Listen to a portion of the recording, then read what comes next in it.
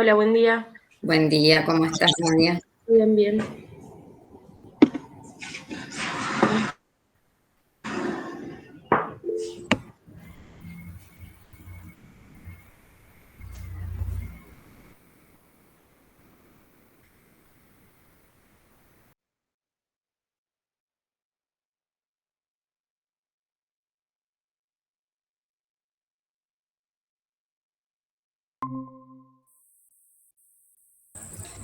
Buen día, Mayra. Hola, buen día, ¿cómo va? ¿Todo bien? Buen día. Qué frío hoy, ¿eh? Uf, tenía de golpe.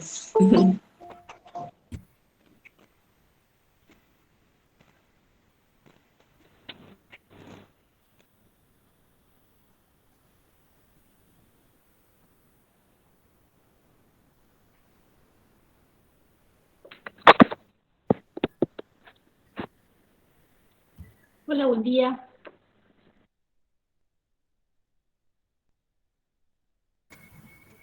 Hola, Paola, buen día, ¿cómo estás?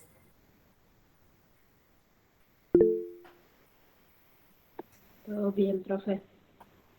Bueno, ahí Celeste dice que tiene mala conectividad estos días. Me parece que en general la conectividad no es muy buena, ¿no? Sí, a mí recién me conecté y me sacó, se me cortó internet, no sé, cualquiera. Sí.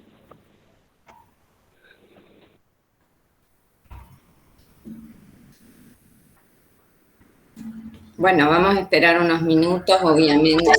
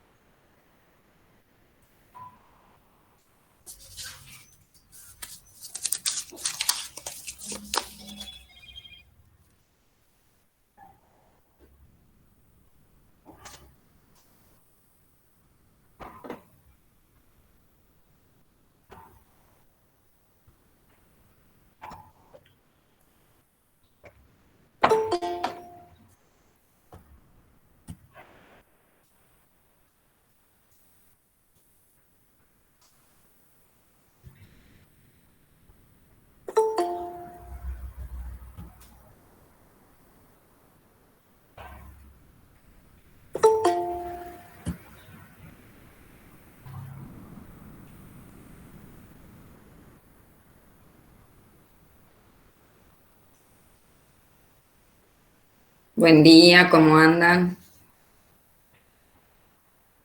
Hola Lau, buen día. Buen día. Hola a todos y a todas.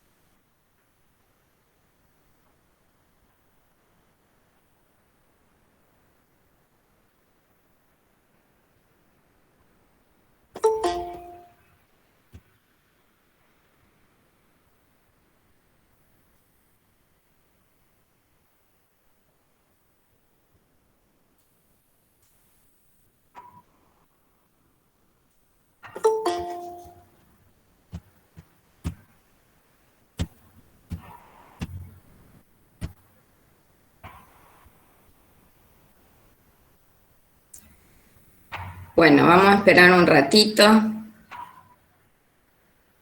Ayer me enseñó una estudiante a que pueda verlos a todos. No sabía. Entonces ahora es otra cosa.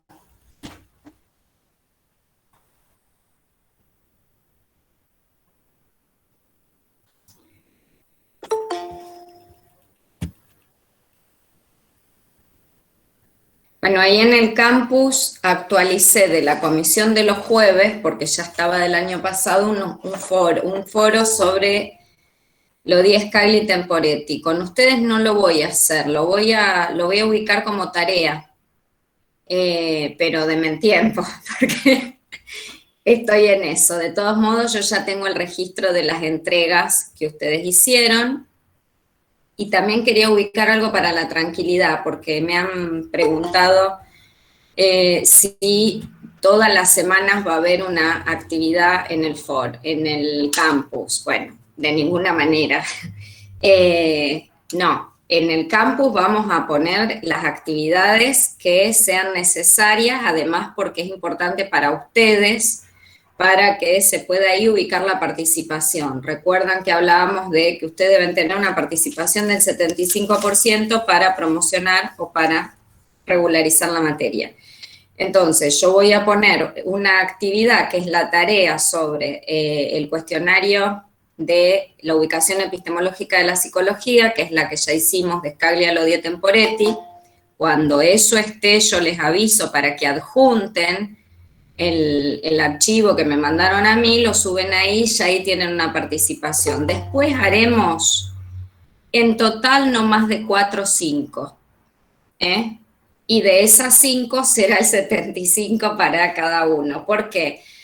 Porque nosotros tenemos reuniones semanales de Meet y trabajar en el campus también lleva mucho tiempo.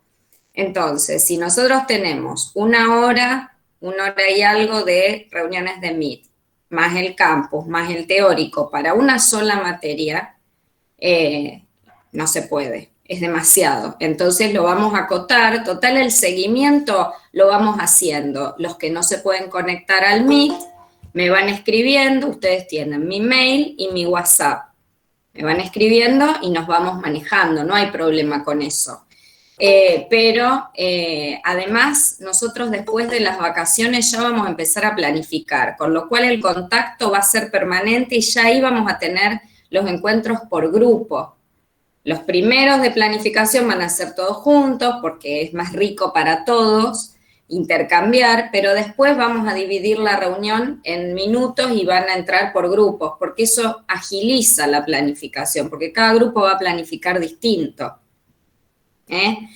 Y sí, la segunda tarea que voy a poner en el campus es la del trabajo práctico de las psicologías, las corrientes psicológicas. Recuerden que lo tienen que entregar el 8 o el 9 de julio, sí o sí antes de las vacaciones, porque eso hay que corregirlo y es un montón, así que será durante las vacaciones que lo haré. Ahí me envían uno, como hicimos con el de Scaglia, Lodi e Temporetti, uno por grupo al mail. Cuando esté listo el campus, yo les aviso y lo adjuntan ahí también. Todo lo del campus individual. Todo lo del campus lo van a subir individual, no por grupo. O sea, a mí me lo van a mandar por mail en grupo, pero en el campus es importante que cada uno tenga la actividad individual, porque después al final uno directamente ingresa y ve la participación de cada estudiante. Es mejor para ustedes y mejor para mí, Bien, ¿cómo andan con el trabajo de las corrientes? Empezaron, ¿no? Pudieron empezar a leer, vieron que requiere bastante lectura armar un cuadro. Porque hay que armar el cuadro con palabras claves, ¿no? Sean creativos con el punto del cuadro, porque eso les va a permitir después, cuando planifiquen, bueno, utilizar algunos recursos para la planificación. En la medida de lo posible, por supuesto. Bueno, ¿alguna duda en relación a ese trabajo? Ese es el primer trabajo que se tiene en cuenta para regularizar y promover, ¿sí? Bueno. Profe, buen día. Yo tengo una duda con respecto a la bibliografía, porque yo la semana pasada no pude asistir y bueno, estuvimos hablando con las chicas del grupo. ¿Puede ser que el texto de Colombo sea de 58 hojas, de páginas, o es solo la introducción que serían 3 hojas nomás? Ya te Por digo. lo que leí en la bibliografía es solamente la introducción. Es la introducción.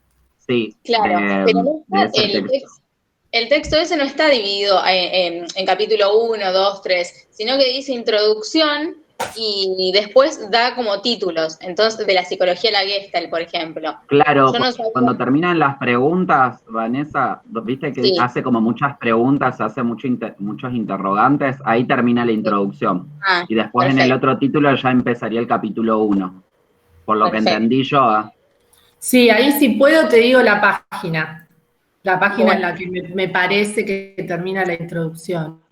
La página donde termina, no, a mí no me la sacaron por página, pero Para hacer el cuadro necesitas leer lo otro, porque trabaja las distintas, sitúa las distintas cuestiones de la belleza, de Piaget. Entiendo que es todo el texto. Por eso a mí me parecía también. Bueno, a ver, Pero en sí lo otro lo podés sacar, por ejemplo, de Temporetti. Hay otra bibliografía para armar también el cuadro, porque en sí ese texto no, si son las 98 páginas, no lo terminaría hasta julio en sí. Pero, pero te sitúa bastante en la introducción, es re claro para hacerte como un panorama rápido de las diferentes instancias del siglo XIX y XX en cómo se fueron constituyendo las diferentes corrientes en sí. bien, ahí la síntesis de Juan Pablo, perfecta. Ubiquen algo. Yo tengo una duda, profe. Sí. Porque la semana pasada no me pude conectar, entonces empecé a leer, pero no tengo claro si en algún lado encontramos las consignas del trabajo práctico. Yo se los dejé en el grupo, lo vuelvo a dejar nuevamente. Ah, no, lo busco. Bueno, si no, Se me debe haber lo pasado. pongo de nuevo. Está en el Ahora grupo. busco. A ver, ustedes saben que la materia consiste en poder planificar una unidad de un plan anual. Nuestro plan anual de didáctica y currículum y de cualquiera de las materias tiene un programa. Entonces, les sugiero que siempre vayan al programa. En el programa dice introducción. De todos modos, es cierto que, a ver, ustedes pueden leer todo el texto si quieren y pueden leer otra bibliografía. Eso tienen que ubicarlo en función de las consignas. El texto en el programa es la introducción y hay otro material. Por supuesto, el que quiere leer todo el texto lo puede leer, a ver, eso no hace falta ni que lo diga. El tema es responder a las consignas. Siempre que tengan bueno, ustedes esto ya lo saben, muchos son docentes, vayan siempre a los programas. Es muy común cuando preparan la materia que preguntan, se van. Bueno, hay un programa donde se articulan los contenidos, uno tiene que dar cuenta de todo el texto, pregunto, cuando se prepara un examen, a ver los compañeros docentes. Uno cuando se encuentra con un texto, ¿tiene que dar cuenta de todo el texto o tiene que dar cuenta de la articulación de contenidos que figuran en el programa en cada unidad? Bueno, eso es fundamental, porque yo veo que por ahí se la vuelan, por ejemplo, con cuestiones que no hacen a lo que nos interesa. No nos interesa reproducir el texto, nos interesa tomar determinados conceptos, contenidos, para realizar articulación. Tampoco sirve el concepto solo. Hay que realizar una articulación. A veces es común cuando rinden libres, por ejemplo, que se conectan al Meet y los hacemos desconectar y decimos en 1 hora y media conectate. Ay, ¿no me tengo que quedar conectado? No, porque no van a reproducir un texto, van a hacer preguntas, van a responder preguntas de relación. No hace falta que los estemos mirando tipo panópticos a ver si se copian o no se copian. Las preguntas siempre van a intentar ser de relación, ¿no? Entonces busquen siempre eso. Ahí dice la introducción, el que quiera leer el texto entero, bienvenido sea. Hay otro material y recuerden que ustedes pueden agregar otro material que les parezca pertinente. Y agréguenlo después al final porque a veces nos suma para después poder incorporarlo al año siguiente, por ejemplo, si fue un buen material. ¿Sí? Bien. Perfecto, profe. Y otra duda. Sí. El de Jimeno Sacristán y Pérez Gómez, ese yo no lo encontré en el campus. No sé si Empieza alguno con el apellido de Pérez, Vanessa. empieza con el... Sí, Perfecto. está como invertido, está como Pérez y el título no recuerdo bien, pero está, búscalo con la P. Perfecto, mil gracias, Paula. Y Ahí te otra lo paso de pregunta, última en el chat. buenísimo. Y última preguntita y no hincho más.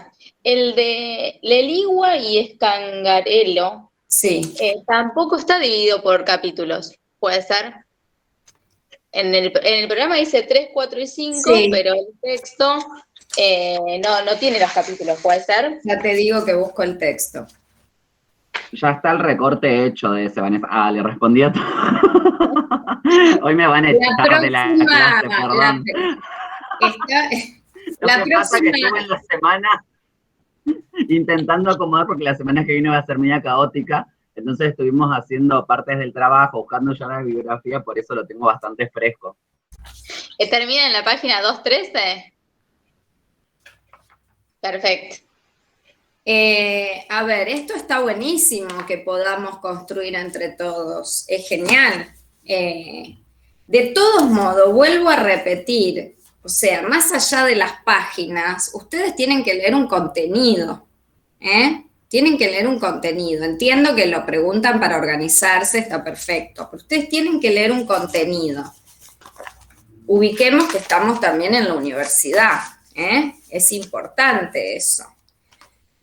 Bueno, gracias Juan por todo lo que decís, porque yo no lo sabía. Así que está buenísimo que podamos ir aportando. Bueno, a ver, vamos a hacer un resumen hasta aquí de lo que trabajamos la clase pasada. ¿Quién se anima a prender el micrófono o quiénes? Y vamos a ir haciendo, ubicando lo que trabajamos en la clase pasada para continuar trabajando esta con lo que tenemos que seguir trabajando. Bueno, ahí Nadia dice que lo pase en el grupo de WhatsApp porque tampoco lo encontraba y me lo pasó una compañera. Bueno, a ver. Que lo pasé. Ah, lo pasaste vos. Bueno. Bueno, ¿qué trabajamos la semana pasada? ¿Recuerdan? ¿Alguien se acuerda? Ahí Nadia ya lo puso el texto en el grupo, ¿eh? Para Vanessa, vos que no lo encontrabas. Perfecto, muchísimas gracias a todos. De nada. Bueno, ¿qué trabajamos la semana pasada?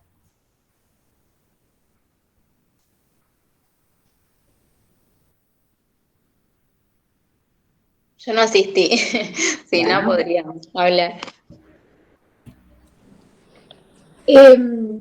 Tengo nota de que trabajamos sobre el texto de Margarita Poli de sobre los analizadores naturales.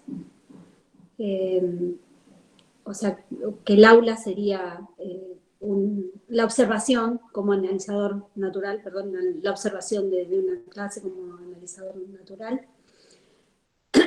Y bueno, y también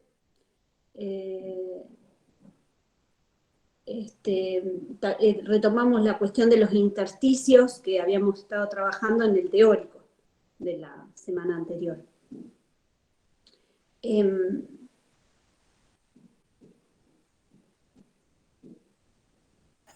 Sí, hablábamos del... Está silenciada, profe. Perdón, ahí está. Hablábamos del texto de Poggi como toma la observación como dispositivo analizador natural, que es justamente lo que nosotros no vamos a poder realizar. ¿Sí? Eso nos servía para ubicar el perfil diagnóstico de grupo. Nosotros vamos a utilizar para planificar ¿qué documento? El diseño curricular jurisdiccional. Bien. Entonces, en el diseño curricular jurisdiccional, ¿con qué nos vamos a encontrar?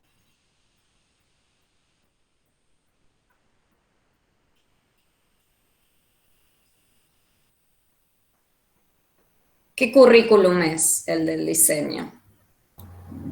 Macro. Nivel de especificación macrocurricular, muy bien, los lineamientos del Estado para el sistema educativo, pero ¿qué currículum encontramos en el diseño curricular jurisdiccional? Si es lo Sería el currículum prescripto. Perfecto, el currículum prescripto. Entonces, ahí vamos a encontrar los contenidos, los contenidos a enseñar. Después, según lo que decía Paola, según el concepto de desarrollo curricular, que es esa adaptación que se hace de lo prescripto, a nivel institucional y a nivel áulico, el docente va a hacer uso del intersticio. Según su posicionamiento, lo hará como punto de articulación o como punto o como depósito. Bueno, dentro del diseño curricular jurisdiccional de psicología, los contenidos, tenemos la adolescencia, ¿sí? Ya lo vamos a trabajar, que aparece la adolescencia como construcción histórico-social. Y dice, enfoques para pensar la adolescencia, sociohistórico, biológico, psicológico, psicoanalítico. Bueno, entonces, hoy ya no hablamos de adolescencia, hablamos de las adolescencias. ¿Qué les parece a ustedes? ¿Qué caracteriza las adolescencias? ¿Qué significa ser adolescente? Es importante para el docente, nosotros vamos a planificar para nivel medio, y el título nos habilita para trabajar en secundario. Es fundamental que el docente conozca las características del grupo con el que trabaja, no solamente de ese perfil diagnóstico de grupo, sino que si vamos a trabajar con adolescentes, tenemos que poder ubicar qué le pasa a un adolescente, en qué momento de la constitución subjetiva se encuentra, qué trabajos debe realizar, porque eso está íntimamente relacionado con el proceso de enseñanza-aprendizaje. Cuando hoy actualmente se habla de fracaso escolar, ustedes ven que todo el tiempo se habla de fracaso escolar. Bueno, cuando hablamos de fracaso escolar de un niño o de un adolescente, es importante preguntarnos por qué no aprende ese niño y ese adolescente y quiénes están implicados en ese llamado fracaso escolar, porque no es una cuestión individual. Es una cuestión que atañe a diferentes actores, a los docentes, al sujeto, al niño o al adolescente, a los padres y a la sociedad en su conjunto. Entonces es importante que conozcamos, si trabajamos con niños o adolescentes, en qué está sucediendo a nivel subjetivo en ese momento. Ustedes saben que la adolescencia también es un momento de constitución subjetiva, no es un momento biológico, orgánico, ni se trata de una cuestión cronológica. Si bien el psicoanálisis clásico no establece demasiada diferencia, sabemos, porque además tenemos que conocer las características del grupo o del momento de constitución subjetiva también según un contexto sociohistórico, teniendo en cuenta las marcas de la época. Entonces, ¿qué conocen ustedes o qué recuerdan de la adolescencia? Primero, ¿por qué hablamos de las adolescencias? Tiene que ver con esto que estamos diciendo, ¿no? ¿Por qué hablamos de las adolescencias? Y porque los contextos, uno que van cambiando y otro que pasa como por ejemplo con la categoría de infancia también, como hablábamos la otra vez o las primeras clases, ya no se puede, digamos, unificar todo en una sola cosa, sino que ya ahora, digamos, los contextos y los tiempos van cambiando. Ahora, a mí, por ejemplo, cuando uno habla de adolescencia, también al ubicarlo como una etapa, también crítica por ahí, no solo biológica, como decía usted, sino también que tiene que ver con las cuestiones emocionales y todo que va sucediendo. Hoy, por ejemplo, está también todo el tema de las tecnologías con los adolescentes, cuestión que antes en el concepto esta categoría, digamos, no aparecía. Entonces, por eso justamente hay que hablar de adolescencia, sino adolescencia. Me da impresión. Exactamente, exactamente. Y bueno, y si hablamos de eso que sucede a nivel de armado psíquico y de constitución subjetiva, ¿qué saben que sucede en la adolescencia? ¿Han hecho el seminario de adolescencia? Bien, bueno. Está también el de orientación vocacional de Diana Rossi y está el de Estela Firpo. Bueno, ¿qué saben? Es importante que ubiquemos por lo menos las características y lo que sucede en la adolescencia. porque después es muy común cuando se trabaja en el aula que los docentes se quejen de ciertas cuestiones que tienen que ver con los adolescentes, que está íntimamente relacionado con lo que debe suceder en ese momento, de Sí, constitución subjetiva. No hice los seminarios, ahora los quiero escuchar a los compañeros que lo hicieron, pero lo primero que me sale pensar es el proceso de identificación, por eso tan ligado a lo sociocultural. Es cierto que el psicoanálisis en sus orígenes no ha trabajado la categoría de adolescencia, me parece que porque culturalmente no estaba la categoría de adolescencia, pero sí podemos pensar a partir del cuerpo teórico del psicoanálisis, este momento tan importante en el cual alguien toma de la cultura las insignias que le van a servir para constituirse a nivel identitario. Totalmente. Por eso es tan importante el problema cultural, ¿no? Totalmente. Es un momento de muchísima fragilidad, porque precisamente, para decirlo vulgarmente, se está armando, y entonces es muy proclive a desarmarse. De ahí hay situaciones gravísimas en la adolescencia que tienen que ver con no armarse, o con la posibilidad de desarmarse si no está sostenido, ¿no?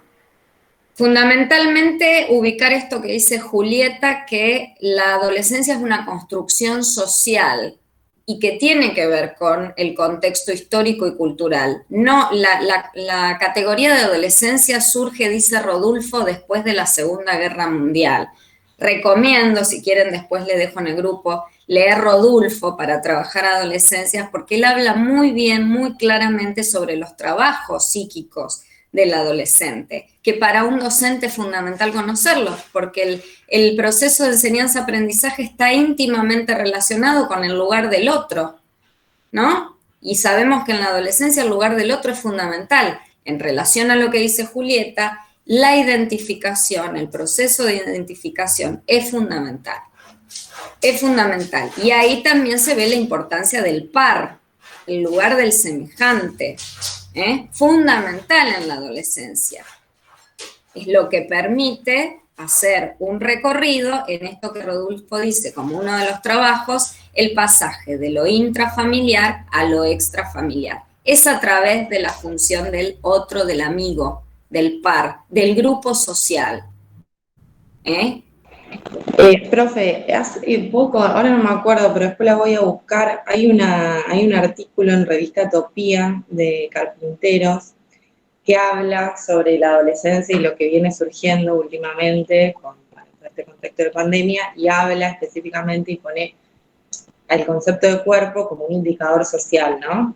Y él habla específicamente de esto, cómo sucede, ¿no?, en la adolescencia, y después, bueno, empieza a hablar del concepto de siniestro, que dice que aparece cuando lo familiar se vuelve desconocido, que no tiene mucho que ver con esto tal vez, pero también me parece importante esto, destacar el cuerpo como un indicador social, ¿no?, en la adolescencia, y que hoy aparece, digamos, estudiándose ese indicador social, ¿no?, también porque son cambios que, pienso yo, ¿no?, como profesionales de la salud y como psicólogos, estamos un poco descubriendo cuáles son, ¿no?, esos cambios. Un momento bastante nuevo, más allá que es un indicador social siempre en la adolescencia del cuerpo. Sí, en relación a lo que vos decís, desde ya, y se ven en las presentaciones clínicas, cómo va variando los motivos de consulta a adolescentes. Pero muchas veces esto es fundamental como docentes, como profesionales en la salud desde ya, pero también como docentes, que no patologicemos cuestiones que tienen que ver con situaciones propias de constitución subjetiva del momento. Por eso es tan importante conocer qué le pasa a un niño o qué le pasa a un adolescente en ese armado psíquico, ¿sí?, y en esa producción de subjetividad, esta diferencia que establece Silvia Bleichmar entre el armado psíquico y la producción de subjetividad.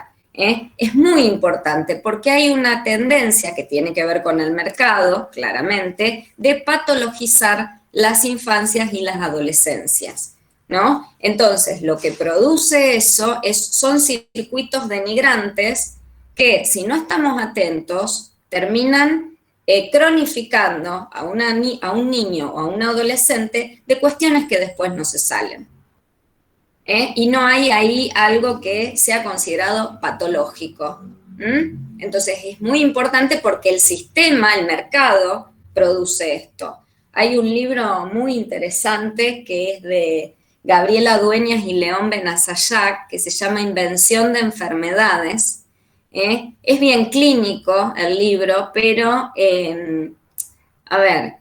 habla cómo, ustedes conocen el síndrome de déficit de atención por hiperactividad. Bueno, ahí plantea cómo un laboratorio saca una droga y hay que inventar una patología para vender la droga, ¿no? Entonces, cómo además los diferentes actores sociales entran al servicio, cómplices, gravísimo, de esta situación.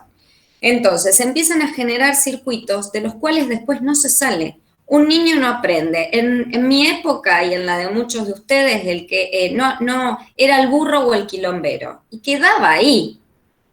No se patologizaba, ¿no? Era el que hacía quilombo, el que se portaba mal, el que se peleaba con todo, o el burro que no aprendía. Eran esas cuestiones. Ahora es la etiqueta con un diagnóstico médico, porque además también hay que ubicar esto. ¿Qué sabe un médico de psicopatología? No mucho. Entonces, cuando llega un niño pequeño a un pediatra y el pediatra lo manda al neurólogo y el neurólogo ya le manda el diagnóstico y después la medicación y después viene el PUD y después viene la integración escolar y después el combo de tratamiento, ya está. ¿Cómo llega ese sujeto a la adolescencia? Bueno. Y está buenísimo, Laura, porque esas derivaciones muchas veces salen de la escuela. Exactamente. Y muchos de nosotros somos los psicólogos que no hacemos el proceso de admisión y los tomamos y patologizamos. Entonces, el vínculo escuela-psicólogo, que algunos de nosotros seremos y otros no, es re importante para pensar esto. El trabajo actualmente es sí o sí interdisciplinario. No hay otra manera. Hay una cuestión, una crítica que debemos hacer los psicoanalistas, sobre todo los trabajadores de la salud mental en general, pero sobre todo los psicoanalistas. Hay que salir del consultorio, hay que ir a las escuelas, no hay que evangelizar a los docentes. Necesitamos el saber del docente, así como necesitamos trabajar con los padres en el lugar de padres, no culpabilizarlos, sino poder trabajar con ellos alojándolos. También necesitamos alojar a los docentes y escucharlos, porque el saber del docente es fundamental para poder hacer un diagnóstico diferencial y para poder trabajar interdisciplinariamente. Hay una cuestión, el docente debe saber, debe conocer en qué anda ese niño o ese adolescente que está aprendiendo. ¿Por qué no aprende? ¿Qué pasa? ¿No? Y para eso necesita el trabajo con nosotros y con otros profesionales. El trabajo sí o sí tiene que ser interdisciplinario, porque además nos va a permitir trabajar preventivamente, que es esto que dice Julieta. En la medida que podamos hacer un trabajo interdisciplinario, vamos a llegar antes de que se patologice ahí. Y es fundamental esto. Bueno, entonces, bien, no me quiero ir del eje de la adolescencia. ¿Por qué tenemos que conocer ciertas cuestiones fundamentales? Los procesos identificatorios, los trabajos psíquicos, el lugar del semejante, porque en función a eso vamos a nosotros trabajar. Si nosotros no le damos lugar a estas cuestiones, ¿cómo vamos? El aprendizaje, no sé si vieron en el teórico el texto de Alicia Entel, de conocimiento. Vieron que Alicia Entel plantea el conocimiento desde 3 puntos de vista, como entidad, como sistema y como producto de un proceso. Y hay una parte del texto que habla de escuela y conocimiento y dice que el aprendizaje se da en transferencia. ¿Sí? Totalmente el aprendizaje se da en transferencia. Es necesario poder libidinizar a ese otro que me va a transmitir algo. Si nosotros no lográramos establecer un vínculo en este encuentro, ¿qué sería el aprendizaje? También ahí surge la pregunta, ¿qué supone o qué es aprender? ¿Qué implica aprender? Por eso es tan importante el vínculo, por eso que por supuesto no tenemos el mismo vínculo que tendríamos adentro del aula, dentro de la facultad. Pero bueno, hay que intentar establecer un vínculo y que no sea todo para los docentes contenido conceptual. Estamos en un momento clave con todo lo que está sucediendo para darle lugar de una vez por todas a lo actitudinal, que también son parte de los contenidos, y que es fundamental para poder aprender lo conceptual o lo procedimental. Lo actitudinal, el encuentro con otros. Esto de que planteábamos al principio de la clase, que Juan habla y cuenta todo lo que sabe que se me escapa de la bibliografía, es eso. Hay que dar lugar. Hay que tener muy claro, el docente tiene que tener muy claro qué concepción de sujeto. Si vamos a la educación bancaria de Freire, bueno, el alumno es alumno, es un ser sin luz. El niño o el adolescente está en un lugar pasivo, que solo debe reproducir, ¿no? Bueno, la concepción de sujeto es otra cosa, es construir el aprendizaje colectivamente. No hay uno que sabe y otro que no sabe, sabemos todos, Por supuesto que debemos seguir ciertos lineamientos, obviamente, si no caemos en el dejar hacer también, que no ha dado muy buenos resultados.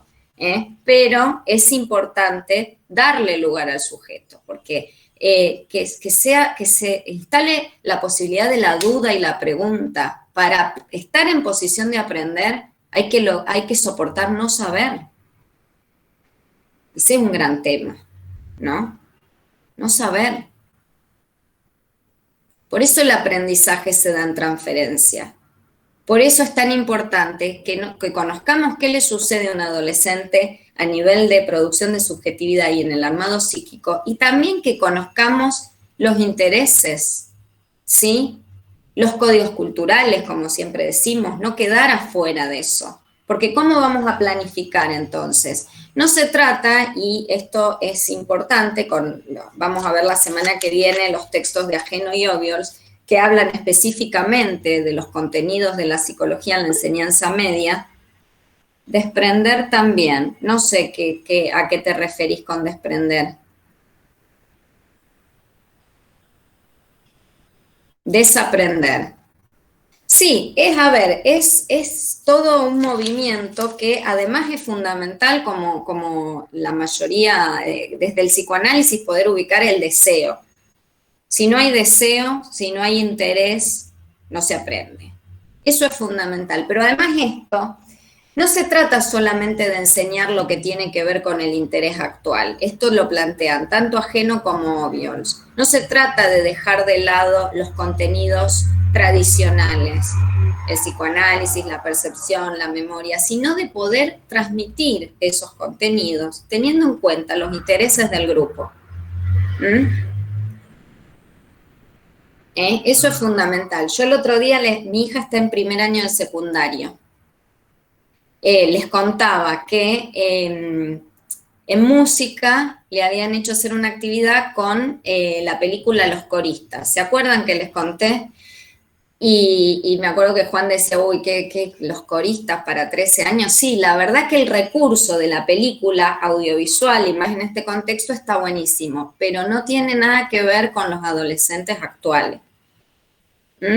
Entonces, hay que ver que a lo mejor otra película hubiese convocado, y una vez que se logra el interés del estudiante, el aprendizaje se produce sí o sí, porque el aprendizaje siempre se produce por añadidura, pero se tienen que dar cuestiones previas. Por ejemplo, el otro día les cuento otra situación. En biología, a mi hija le tenían que trabajar sobre Francesco Redi. Yo no sé bien quién es, pero es como contemporáneo a Pasteur. Entonces la profesora, para trabajar, les hizo trabajar en grupo y les hizo crear el Facebook de Francesco Redi. Bueno, primera cuestión que dijo, con 13 años, si el Facebook es de viejos, tendría que haber sido un Instagram. Claro, debe tener mi edad la profesora. Primera cuestión a tener en cuenta, pero más allá de que era el Facebook, la actividad la hicieron así. Que siempre no, y que está la queja, ¿no? La hicieron, y era muy gracioso, yo lo veía, me parecía muy gracioso porque hace una publicación Redi y le aparece el like de Pasteur. Bueno, y después lo presentaron en grupo, ¿no? En el MIT lo presentaron en grupo. Y, bueno, Paola, vos que estás en biológica, lo presentaron en grupo. Por ejemplo, en el grupo hay un compañero que está siempre con la cámara apagada y el micrófono apagado. Una cuestión muy típica del adolescente, ¿sí? Bueno, él no participó hablando, pero sí fue el que compartió pantalla. Es un modo de estar ahí participando en el grupo. Digamos, a ver, ¿por qué cuento esta situación? Porque es importante poder entrar en cierto diálogo y en transferencia con el grupo con el que trabajamos. Si no, no se va a producir el aprendizaje. Al menos el aprendizaje como lo estamos pensando. El aprendizaje es tomar eso que el otro nos transmite, metabolizarlo, descomponerlo, desmenuzarlo y hacerlo propio y poder aplicarlo. Cuando vean a Ausubel, la cuestión del aprendizaje significativo, van a poder ubicar alguna de estas cuestiones, que son fundamentales. Bueno, ¿qué otro trabajo les parece que se produce en la adolescencia? Entonces tenemos esto de los procesos de identificación, el pasaje de lo intrafamiliar a lo extrafamiliar, de lo endogámico a lo exogámico es fundamental. Aquí aparece el lugar del amigo, del par, del grupo, fundamental, ¿sí? Y después también está el pasaje del jugar al trabajar, en donde Rodolfo ahí plantea que algo de ese deseo y eso libidinal que hay en el jugar tiene que pasar al trabajar, pero al trabajar que puede ser el estudiar, o sea, lo que sea que uno elija y que algo de eso tiene que pasar ahí, esa pulsión de saber y demás.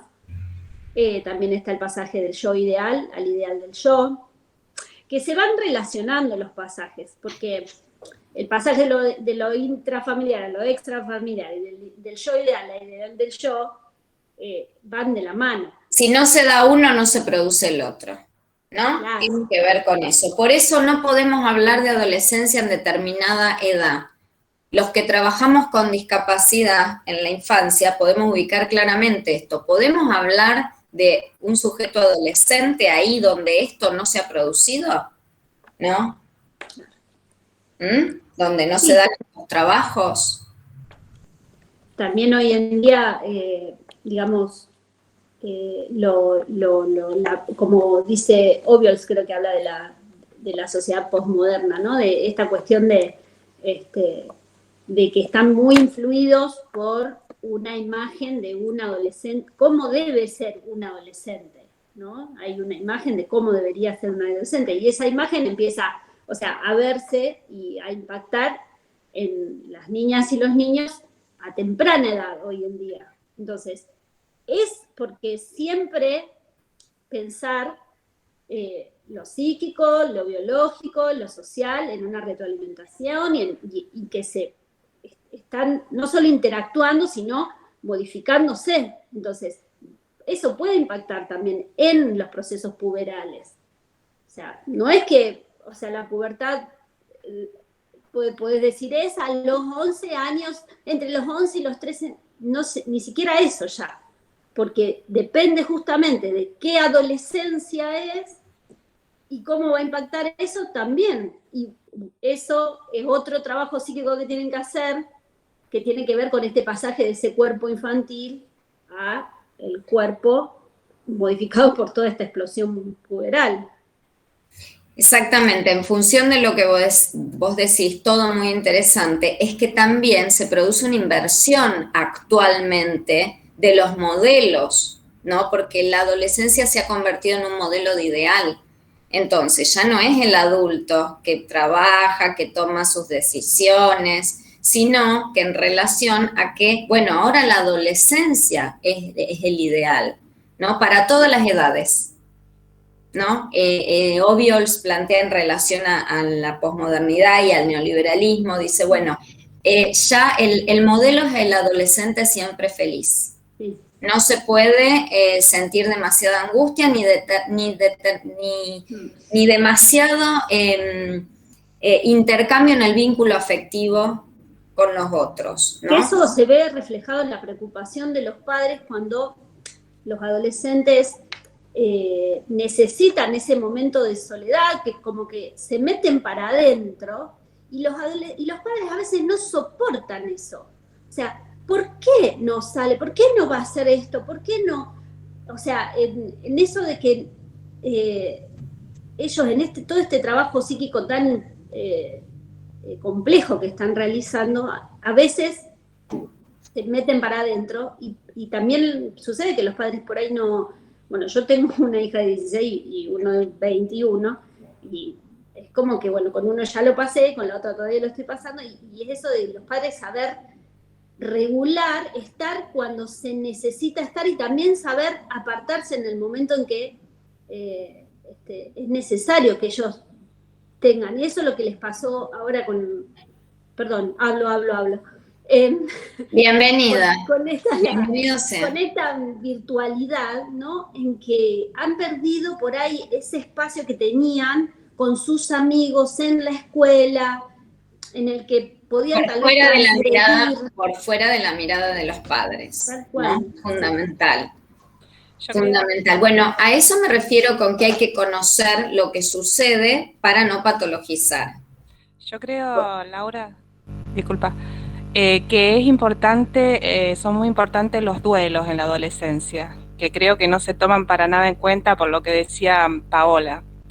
El duelo de la infancia a la adolescencia, los cambios de la primaria a la secundaria, que hacen un duelo de los amigos que tenían en la primaria, el dejar la secundaria, el del cuerpo, ¿no? El cambio del cuerpo que se va produciendo continuamente. Y como que esto en la cultura actual no se permite, es lo que vos decías, el adolescente tiene que estar siempre bien o es patológico. Y ahora hay muchos duelos por, también lo que decía Paola, o sea, ellos están viviendo creo que una etapa en la que tienen el duelo de no estar en grupo presencial, del espacio de la escuela. Pero además el trabajo del duelo, teniendo en cuenta la pandemia, implica ciertos rituales culturales, ¿sí? Que nos posibilitan el trabajo del duelo. En el caso de los chicos que terminaron la primaria o que terminaron la secundaria en pandemia, esos rituales culturales no son una pavada que no hayan estado. La graduación, cómo es, bueno, se ha hecho algo, pero obviamente el último primer día, el viaje de egresado, no son cuestiones, no son pavadas, tienen que ver con rituales culturales que, como dice Cristina, permiten empezar algo del trabajo del duelo. Ese encuentro con la pérdida. Esto en relación a lo que se ve en pandemia. Y bueno, en la medida, los duelos van a ser posibles en la medida en que haya un armado psíquico que se esté constituyendo, que se esté realizando de determinada manera. El trabajo de los adolescentes, estos trabajos del adolescente, esto del jugar al trabajar es fundamental, ¿no? Es esto de que hablamos de que para aprender hay que tener un poco de interés y de deseo, porque si no nos convoca, si no encontramos en el trabajo algo de esto del jugar o del deseo, chao, entramos en lo alienante del sistema, en el sacrificio. Sabemos los efectos que tiene cuando alguna actividad se nos vuelve sacrificial. De todo esto habla Rodulfo, también del pasaje del yo ideal al ideal del yo, que le permite al adolescente tener una idea de futuro, de proyecto, más allá del aquí y ahora, ¿no? Otra cuestión que creo que también trabaja Rodulfo, que lo toma de Winnicott, es la cuestión de la confrontación generacional, que muchas veces no se tiene en cuenta, bastante fundamental en los adolescentes, el poder confrontar tanto con sus padres como con sus maestros, también en este tramo, los profesores también, y bueno, es que los adultos podamos sobrevivir a estas confrontaciones y podamos seguir construyendo también nuestras posiciones es importante. Darle lugar a eso y entender que eso es parte, ¿no? Eso es lo que aparece en la escuela todo el tiempo. No le interesa nada. ¿No le interesa nada? ¿No? ¿Qué le interesa? Bueno, esa es tarea del docente. ¿Qué le interesa? a ese adolescente en particular. ¿Por qué no aprende? ¿Por qué será que no aprende? Porque en general por supuesto que hay condiciones socioeconómicas que uno no puede dejar por fuera, ¿no? Si un adolescente no tiene las condiciones básicas, no puede aprender, eso está claro, ¿no? Eso está claro. Pero también me parece que es función del docente poder implicarse en los problemas de aprendizaje, no solamente señalarlos, sino implicarse, es parte, ¿no? El aprendizaje empieza en la infancia, donde aparece la curiosidad por el saber, ¿no? Nos decía Freud. ¿Por dónde empieza la curiosidad por el saber? ¿Alrededor de qué? ¿De qué teoría? De la sexualidad, las teorías sexuales infantiles. Exactamente, sobre las teorías sexuales infantiles, la diferencia anatómica, la llegada del hermanito, ¿eh? Y que eso también hoy aparece como una nueva construcción. A mí me pasa mucho que encontrarme con adolescentes hoy, tanto en el consultorio como cuando he trabajado en la escuela, aparece mucho lo de la identidad sexual, que tal vez en otros momentos no aparecía, que también hay que tener mucho cuidado porque he leído también incluso a autores que ponen, bueno, de no caer en una patologización de esto, porque aparece mucho también lo de la bisexualidad en los adolescentes ahora, muchísimo, a mi parecer y a mi percepción, trabajando, ¿no?, con adolescentes, pero tomándolo desde otra manera, como algo, no me gusta decir la palabra normal, no, naturalizado, ¿no? Y también hay que escuchar mucho, me parece, de esto, porque es una construcción nueva, de una generación nueva, que tal vez esto no aparecía con tanta naturalidad en otros momentos, y me parece que también implica mucho en el aprendizaje del adolescente, y cómo esto se ve en su grupo también de compañeros, si no se cae a veces en el bullying. A mí me ha pasado mucho que trabajando en la escuela, este tema de la sexualidad era un tema de la identidad sexual más que nada y de género, yo creo, que ha tenido muchas dificultades a la hora de los chicos, por ejemplo, de conectarse, de prender su cámara, ¿no? Y también porque están dentro de su casa, y muchas veces dentro de su casa esto no lo pueden hablar, y esto se habla también en las escuelas, habla con sus compañeros, no en los recreos, y bueno, es un tema también, me parece. Fundamental. También en el diseño vamos a encontrar como contenido identidad sexual e identidad de género. Hay que tener mucho cuidado cómo se aborda, porque de ninguna manera se puede patologizar. De ninguna manera. Entonces hay que transmitirlo como corresponde. Lo van a ver, se ve tanto en construcción como en psicología. La identidad sexual, por supuesto, separando, distinguiendo, diferenciando la identidad sexual de la identidad de género, que no es lo mismo. Entonces, es fundamental, es una unidad que se trabaja mucho, que eligen mucho para planificar, pero hay que ser cuidadoso, porque no hay que patologizar, se tiende a patologizar, de ninguna manera tiene que ver con una patología, ¿no? Parece loco que lo estuviéramos aclarando, sin embargo es necesario. Y esto también tiene que ver con las concepciones del esquema y de la imagen corporal que va atravesando ese periodo, sobre todo contemplando de que finaliza un periodo de latencia, vuelven a reactualizarse todas las cuestiones, como decía Mayra, en relación a las cuestiones sexuales. Todo ese, hasta incluso a veces aparecen cuestiones como muy disociadas desde el mecanismo de defensa de la disociación, pero no como algo esquizoide. Uno no va a decir eso es una estructura esquizoide, lo va a tomar propio del proceso de cambio y todas las modificaciones, hasta incluso escuchar, es muy común escuchar frases de me miro en el espejo y odio ese cuerpo.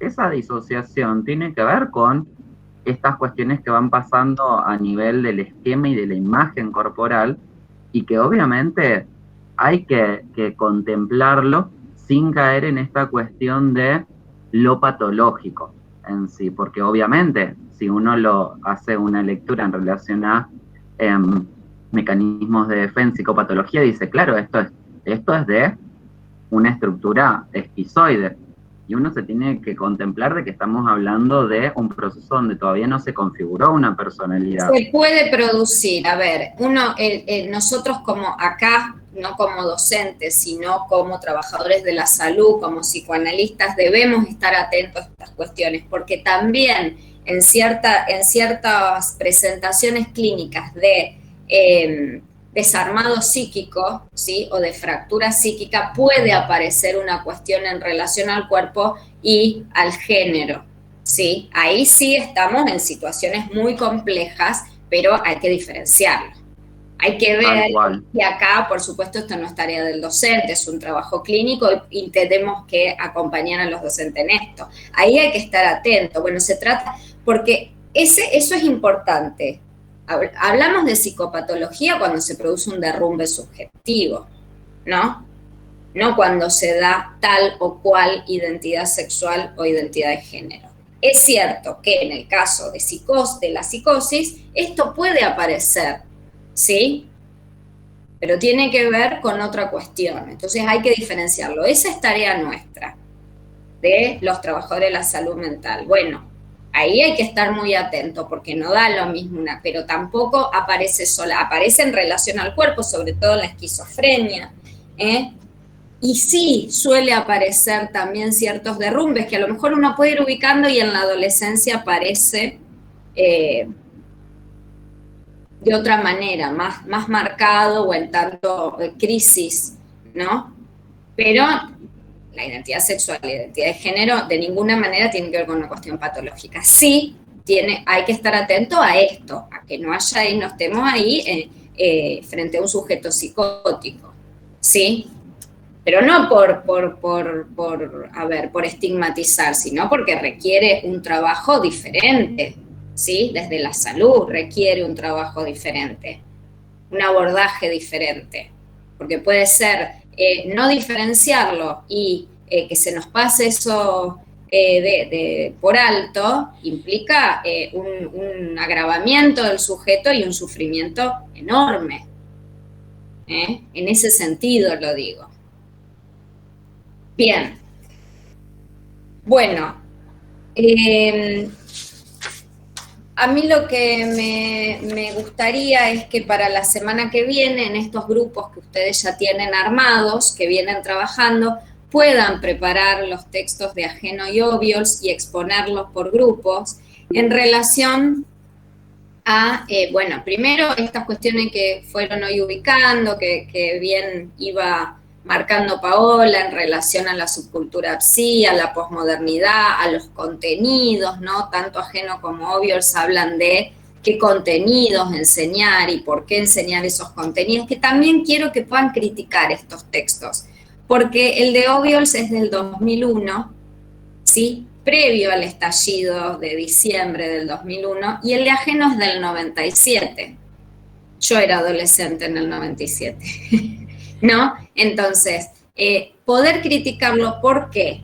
Porque no estamos en el mismo contexto. Y hay una cuestión que plantea Obiols en relación a lo que culturalmente se dice de los adolescentes, y dice, bueno, la historia es algo que ya pasó a la historia. El adolescente ha podado el vocabulario, ¿sí? Ya no puede expresar lo que piensa, ¿no? Bueno, ¿les parece que después del estallido de la crisis del 2001, sobre todo a partir del 2003, nos encontramos con estos jóvenes? No, de ninguna manera. Entonces es importante hacerle una crítica. Está bueno leerlos estos textos para también criticarlos.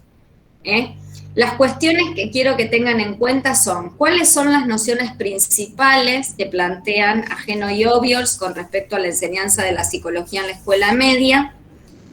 ¿Y qué aspectos les parece que serían necesarios priorizar referidos al contexto actual? No solo de pandemia, sino a esto que decimos, ¿no? A un momento sociohistórico, que no tiene que ver con el de la época en que fueron escritos estos textos.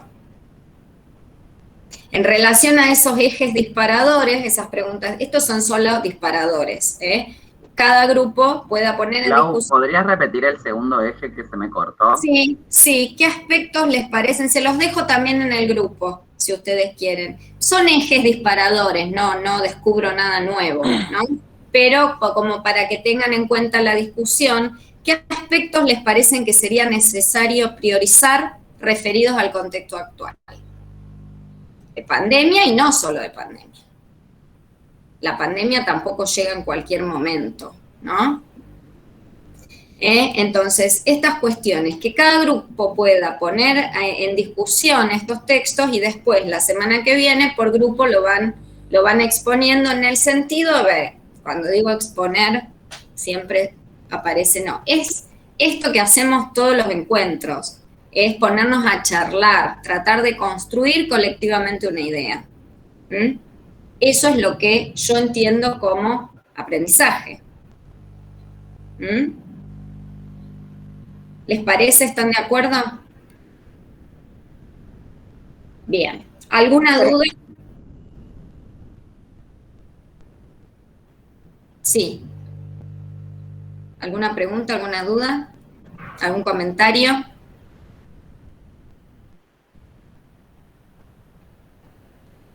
¿Nada? Bueno, entonces, recuerden avanzar con el trabajo de las corrientes, se entrega sí o sí el 8 o el 9 de julio, cuando ustedes quieran. Lo mandan uno por mail, cuando esté lo del campus, no se preocupen que yo les aviso. Avancen, porque el trabajo ustedes vieron que es bastante largo, implica bastante lectura. Cualquier duda, me escriben por privado, nos podemos reunir para hacer algún encuentro de consulta, y si no, nos vemos la semana que viene con esta actividad de obvios y ajeno, que tiene que ver con los contenidos. A ver, si ubicamos a nivel programa, son los contenidos de la enseñanza de la psicología en la escuela media, que los vamos a encontrar en el diseño. Hoy ubicamos la adolescencia. Era importante, antes de meternos en estos textos, poder ubicar algunas características de la adolescencia, porque además está como contenido, como eje conceptual en el diseño. Y también está, ya que salió, identidad de género e identidad sexual. Y el cuerpo, también aparece el cuerpo. Ya después, cuando nos metamos en el diseño un poquito más adelante, ya dentro de poco vamos a leer todos los contenidos. Y llevé a digitalizar, hoy lo tengo que ir a buscar, 2 libros, 2 manuales de psicología, y voy a llevar uno de construcción también, porque el año pasado no, quedaron adentro de la facultad y no los pudimos sacar. Este año pudimos, justo antes de las restricciones, poder sacarlo. Entonces digitalicé los 2 más actuales, que no son muy actuales, pero para que ustedes puedan después, para planificar, tener material, más lo que ustedes quieran construir como ficha de cátedra. Bueno, ¿vamos bien? ¿Se va entendiendo, se va realizando, se va articulando los temas? Sí. Bien. Bueno, cuídense mucho. Nos vemos el viernes. Un beso. Gracias, Laura. Chao. Muchas gracias. Un beso. Chao, profe. Chau, chau. Chao. Hasta luego, chao.